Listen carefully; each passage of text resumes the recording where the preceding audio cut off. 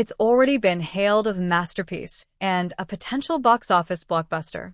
To say that Wicked, the cinematic adaptation of the hit Broadway and West End musical, is one of the most hotly anticipated film events of the year would be an understatement.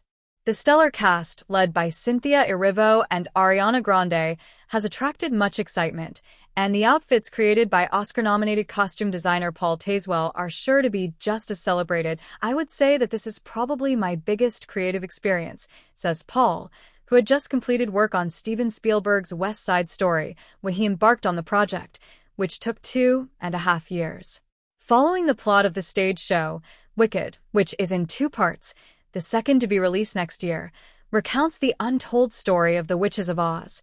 The gifted Elphaba, played by Cynthia, who is misunderstood for the color of her skin and eventually becomes the Wicked Witch of the West, and Glinda, portrayed by Ariana, who is driven by her need to be popular and evolves into Glinda the Good Witch of the North. The pair meet at Shiz University in the fantastical land of Oz and forge an unlikely friendship that will, eventually, be torn apart. Intricate detail. Paul, 60, who lives in New York and whose credits include the Broadway production of Hamilton, was designing for 8 months before shooting began in Elstree, Hertfordshire, where he worked with around 70 artisans across 8 workshops. You'd open the door to the Elphaba workroom and everything would be black and textured. A wonderful, mysterious place, Paul says. Then you'd turn right and go through the door for the Glinda workroom, and there'd be an explosion of pink. We had a warehouse space where there were thousands of people coming through, and racks and racks and racks of clothes from all over. It became its own event.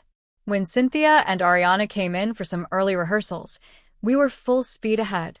They were both, he says, a delight to work with. I was with them for almost 2 years, having fittings daily. I needed to understand how they wanted to play these roles, and there's so much work that happens in the fitting room, looking at their body language and how they feel in a garment. I can't design in a vacuum. My work has to be brought to life by performers. But they're both clothing people, he adds. They have their own sense of style, which was exciting to share. And they were courageous. We really pushed some extremes with how we were creating character. As the film progressed, both actresses asked for higher heels. Neither is very tall, and it gave them a certain stature. I feel Cynthia wanted to feel that elevation as her character became more empowered. The film mixes historic periods, from the turn of the century, when the original The Wizard of Oz book was written, to the 1930s Judy Garland film to the present day in the way that you see past silhouettes reflected in contemporary fashion, Paul says. Painting with color. The costumes of the 2 central characters had to reflect their contrasting personalities, as well as their different journeys. Elphaba's color scheme is black and gray and inspired by nature. Glinda is seen through a palette of pinks, lavenders, and iridescent tones. The leading theme is that of opposites being attracted to each other. At first, they hate each other, but then they are put together in the same room and create a bond.